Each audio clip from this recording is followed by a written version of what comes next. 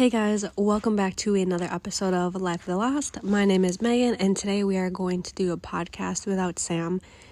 It has been an insanely crazy weekend. Usually we have some time to do a podcast on Friday or Saturday, but we took on a lot of extra work and have not had time to barely even sleep or eat. It's just been kind of reckless, but the show must still go on. And when he comes back home later today, I don't want to stress him out and say, oh my gosh, we still have to do a podcast. Just want him to get home. I want him to relax, but I also still wanted to be there for you guys. I don't want to break the cycle, and I know he'll be really relieved. So right now it's just me and Oreo hanging out on bed, just chilling. But I really wanted to get into something that I've been thinking about recently, and the more I think about it, what really triggered me thinking about it is recently I decided to find a therapist, an in-office therapist. Before, I've had a therapist where I've done it virtually, and it felt very distant. And P.S., I really didn't like her. I was with her for, I think, maybe 3 or 4 months, but the problem was she would show up late. She wasn't very receptive to, okay, it's cool for me. It's like, okay, you show up late. Can we just stay the same amount of time afterwards? So I feel like kind of getting what I'm paying for, and I also feel good about it. And secondly, her phone would always go off in the middle of us having a session. So it was weird because I was like, all right, well, maybe for this 45 minutes, you could just pay attention to me because please, I'm paying you. Anyways, I feel like a little guilty saying that, but it really didn't work out. She helped a little bit. And so I don't want to take that away from her, but I stopped, and now going in person will be my first time. A little nervous, but I think it'll be good. I think I'll feel a lot better about talking with somebody in person, and plus it takes you out of the house. Working from home and doing everything kind of from home isn't necessarily the easiest, and then Sam works here too. So here I am going to be venting about Sam and all of these other things, and he's in the other room. So a little bit uncomfortable. I feel like I'll be able to talk a bit more freely and just having this space and this time to go in. So I'm really excited about that. But I had to fill out kind of this really long questionnaire of all of these questions. And one of them was your childhood, talk about your childhood and the people who were primarily in your household. And so I had to kind of break down the personality of my dad, my mom, and my brother. And then later on, there were some more in-depth questions about everybody. And it really got me thinking about things I really haven't before. The one thing I wanted to talk about is expectations. I think for me, I have really high expectations for people around me, but I want to say primarily Sam, because now that I look back, I think my mom did so much for us. She went out of her way. She did anything she could for us, and I think my dad did too, but he did it in a different way. I think my dad did what he could with working. He used to work night shifts, I think before my brother was even born. And a lot of the time he was traveling for work and he was gone. He missed a lot of things. And so he was providing in another way. My mom was providing more emotionally. My dad was providing more monetarily, financially. Sorry, my mind is all over the place. Especially because it was asking these questions that I've never thought in depth about.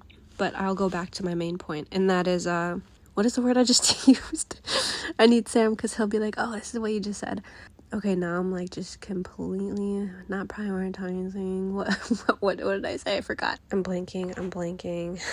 Anyways, what I'm meaning to say is sometimes we have these expectations of somebody else, and for me, it's not good, because I think I can, maybe I don't want to say handle a little bit more, but I will give you an example. So an example would be today I drove to Queens with Sam, and we picked up Maya. Then we went back home. Sam had something planned prior, and picking up Maya was kind of a last minute decision we made. We didn't want to go tomorrow. long story short with schedule, let's not even get into that.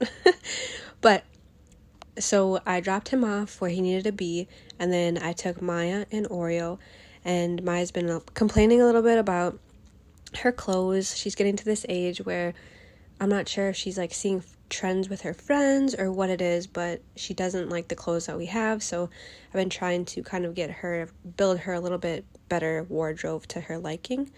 And we go drop off the car. We go to Five Below because I kind of wanted to just like coax her into getting some clothes, and also I wanted to get us groceries, and that's not an easy feat with Maya and Oreo.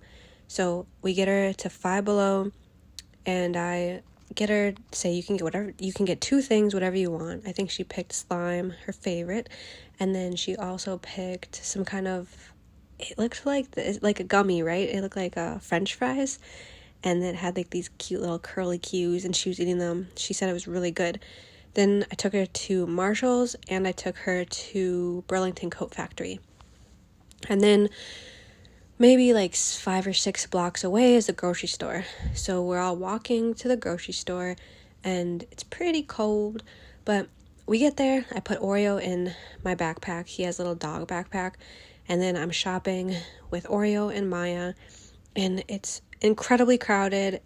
I knew it was okay. I thought, Sam said tonight when he gets home, we'll go grocery shopping, but I don't want him to stress out about these things. Sam will not talk about it, but he's going through a lot right now, and it hurts me because sometimes I can't help in ways I wish I could. So I guess I try to help a little bit more with things like maybe doing the podcast on my own, or things such as going grocery shopping and taking care of some things for Maya. And what I'm trying to learn is to not expect those things back, right? Because I'm doing this in my own, I'm doing this because I'm trying to take care of all of us, our family, make sure we have food, we're ready for next week, but also trying to help him out, and just help his all-around mental health. So it's like, Megan, me talking to me, you're doing this for your family. Now, please don't turn around and get home, and don't turn around for when Sam gets home and be like, can you please help with this or this or this or this? No, let's just take it easy, because I'm very guilty at that. And it's something that I really feel bad about, because I think back to myself, right? I think I can do a lot more, and I'm not trying to be brag, but I think I can do a lot more than a normal person can. Maybe it's like a capacity thing where I'm able to just go, and just not stop and just keep going. And I know a lot of people can't keep up with that. They're like, no, we did 2 things today. Let's stop for the day. And I'm like, no, I'm good for 5 more. And it's probably really overwhelming sometimes to be around me when I'm like that. So I guess another example I'll give is during the day, I take Oreo out 2 times usually. Then I ask Sam to do it sometimes 1 time. And he does not like taking Oreo out. It is not his favorite. So he'll always try to bargain with me, and he'll be like, oh, I'll clean the kitchen, I'll clean the living room, blah, blah, blah, which I actually love because I do not like doing the dishes. Sam does not mind, and I love it. So things like that, I feel okay kind of making this bargain. But then I just look back and think maybe that's not a good thing. Not saying that's not a good thing necessarily 100%, but I also just want to feel like I can do something and not feel like he has to do something in return because I did that. I don't want to always feel like things have to be 50-50, because I know that there are some times where he's just not mentally okay, or depressed or anxious or sad or overwhelmed. And I think, a lot of the time when we're on the podcast and he gets upset about something and he's very vocal about what he's saying and he's very dedicated, but it sounds like he's very angry. I think there is a lot of anger in him, right? But I think that, and it's not necessarily unjust anger. he's angry for specific reasons. He wishes he could do more with a lot of things, but it really comes from a lot of sadness. And I don't think he'll listen to this, but I know he'd be okay with me kind of saying that. We had this conversation, I think, not last night, but the night before, and I told him, sometimes it is hard to hear you get so angry when I know that a lot of it is sadness and that you don't want to let your guard down. And it's hard for me to kind of hear that. And he got super emotional, and it was nice because he let his guard down a little bit more. And I think it's just, he's had a really hard time, specifically being a dad. I don't think it's easy to have your child for 1 week and let them go, have them come back to you and tell you things that, are really out of your control, especially with her other side of her family, her mom's side. And he wants to protect her from so many things. He wants just what's best for her, but it's really hard when you're, sharing a child. And I don't think people understand the magnitude of what that means to share a child. This isn't just like a dog or like you're borrowing my water bottle for the weekend, or I don't even know. Like, I don't even think I understand sometimes. And it's really hard on him. It's always been really hard on him to let her go, to walk by her room. And since she was 3, I've been here. And when she leaves, Sam gets really distraught and sad. And I hate to see it, because he's a really good dad and he just really wants to protect her, to help her, to be there with her. And I think he's seen certain sides of her that scare him a little bit when she comes back from the other side of her family. And I'm not sure, trying really hard not to talk like negatively or to be negative about that side, but it is hard. Maya's getting older.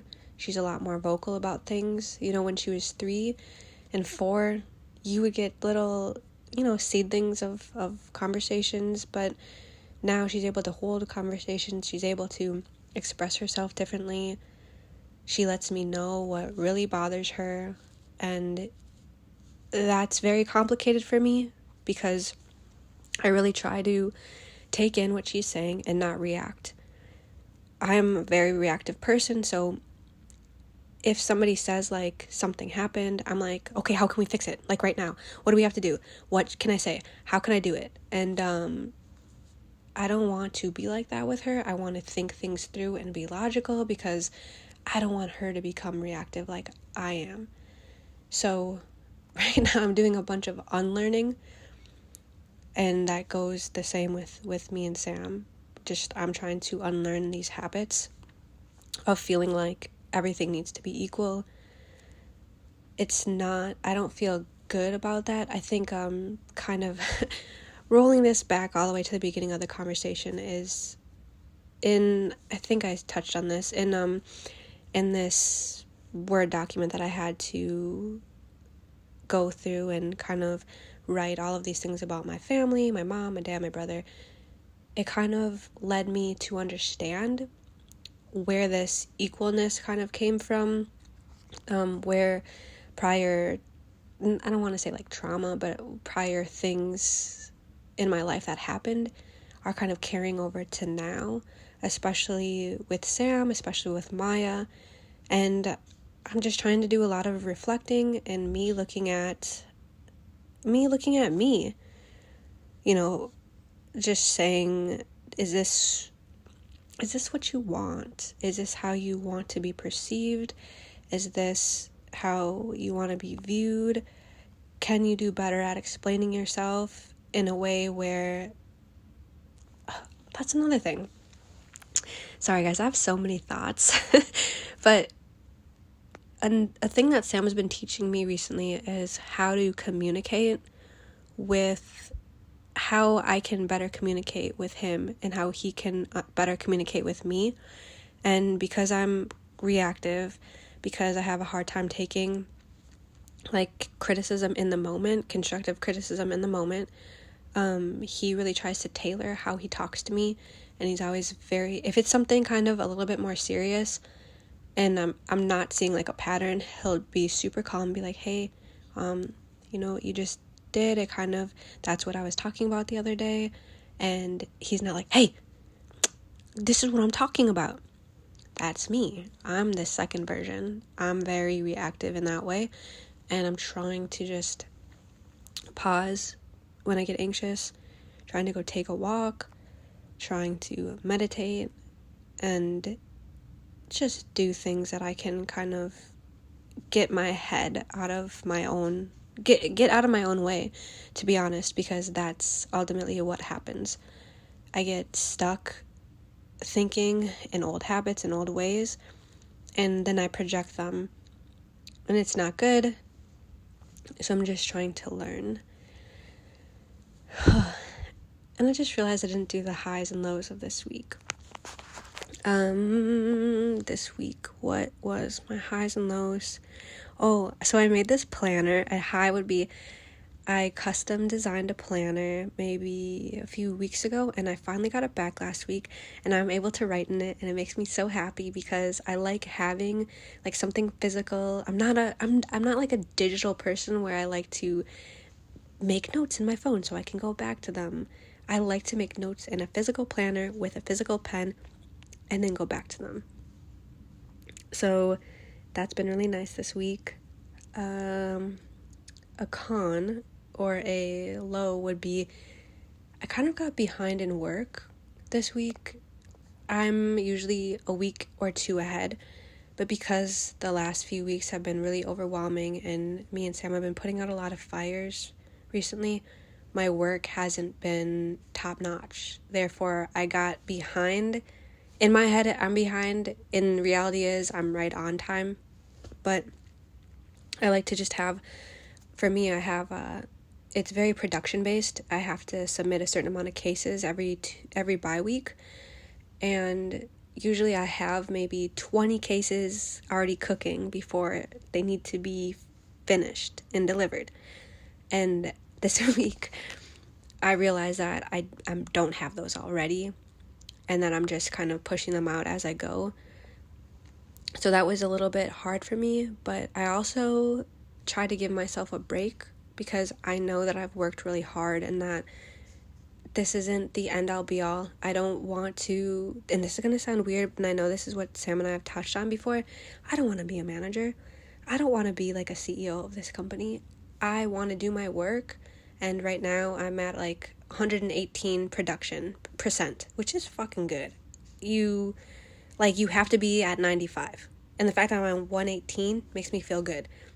My goal was to be at 125, 130 for this whole quarter. I can do it, but then I also think to myself, hey, like, you're taking away from other things that you could be doing, right? Like working on Soupé or this podcast, or spending time with Maya or Oreo or Sam. And this week I could have pushed a lot harder and got my score. I ended this bi-week, I think, with 100%. I could have pushed my score up to 120, but I just said, all right, what is more important? You're, one, a little bit anxious this week because you're behind. Two, other people will be able to feel that if you're so anxious and you're so overwhelmed, those feelings are going to start radiating onto other things. And let's just try to keep this household as calm and as peaceful as possible. And I feel like an adult having these thoughts because it is not easy to, it's not easy to kind of, for me at least, to always be a team player. And I think that's very kind of like team player mentality. Just like Sam says, like, next play.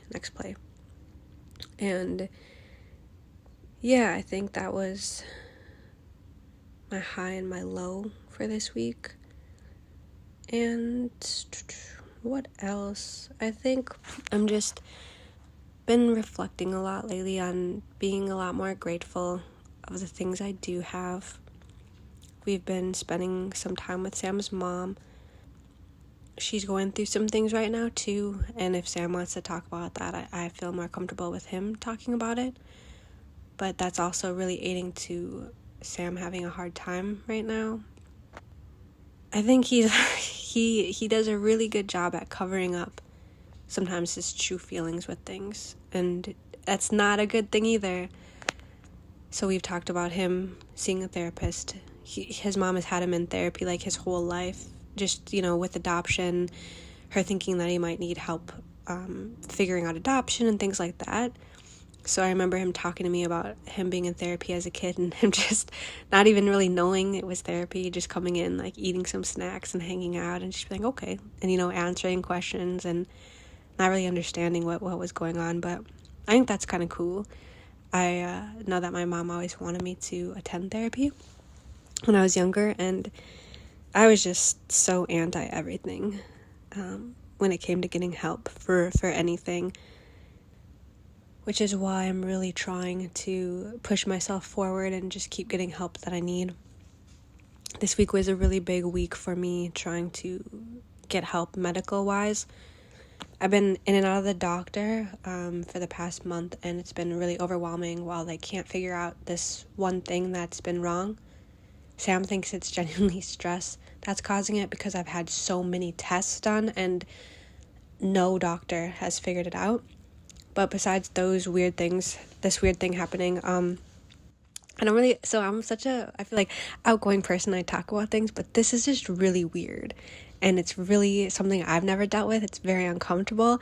So maybe one day, once it's like completely over with, I will talk about it. But right now it's almost, it's not embarrassing. It's just weird. But anyways, I also am going to get an ultrasound for, sorry if this is TMI, for like my ovaries, just to make sure everything's okay with that, because sometimes I get weird pains. And my sister, I don't remember if it was what kind of cancer that they found or what kind of tumor they found when she was maybe in her early 20s, so I'm always very nervous. And that led me to actually ultimately get genetic testing in about 2018, and they say to check back in with them to see if I have any other things that come up, such as, well, not things that come up. So what actually ended up happening is they were testing my genes. They found out that my thyroid cancer, it's not something I can pass down, which is why, I genuinely think that I got thyroid cancer, because I made myself so sick. I stressed myself out. I had anxiety and depression and all of these manic things that I never dealt with, that I never really told people about. And I genuinely, call me crazy, I genuinely think I gave myself thyroid cancer. And maybe that's a conversation for another time. But so I was really glad that that's not something I can pass down to kids if I ever have them. And what else they found these kind of weird BRCA things. They weren't sure what they are. They also told me that they didn't think they would have enough data for Peruvians in their database, and that to come back, check every year just to make sure that these kind of odd BRCA things weren't anything suspicious or that I should be worried about. So I have an appointment this week, and I'm really looking forward to hearing anything else that they have found. So I have that also. And then I also have an ultrasound for my kidneys. I had a really bad kidney infection, I think about 2 years ago now. And sometimes when I get anxious or overwhelmed, they start feeling really weird again. It's the same area that was hurting really bad is feeling warm, and I know that's not good. It kind of feels like an infection kind of brewing. Once again, it could be stress causing this, and I just want to make sure everything's okay. So I saw a urologist the other day, and they suggested I do that. And I'm supposed to get a tooth implant in about 2 weeks, but I canceled that appointment, I need to kind of figure that out. I'm actually pretty scared for that. I know I'm being a big baby, and it's the tooth in the very back that needs to be replaced, and they said if you don't replace that, then the tooth on the top is going to kind of start wondering where that tooth is, and it'll start pushing itself down, which I don't know. If you're a dentist, please tell me if that's true or not, or if they just want my money. But yes, I'm a little afraid about that. So this week was just kind of me focusing on those things that I've been really pushing off, and I'm excited to kind of get those done and over with. I think a lot of the time everything else comes first, and I disregard my health. So I think that's really good to put that in front and center this week. And this next coming week, I think, will be really good. We set ourselves up, although we worked really hard this weekend, we set ourselves up to have a good week this upcoming week. And it's getting to be that time where I must go make dinner for Oreo and Maya, myself, do some laundry, clean the house, and just get everything ready. Oh, and the Vikings are playing. Oh my gosh, I'm missing the game. Okay. Alright, guys. I hope you have a super good week, and sorry if this sounds a little weird because I'm just recording it on my phone. I'm so sorry I didn't have the patience to get down the microphone and the Rodecaster Pro and set all these things up. I just wanted to still be here for everybody who listens regularly, and I appreciate you guys. I really love you, and yes, I hope you have a great week. And as Sam always says every time, peace.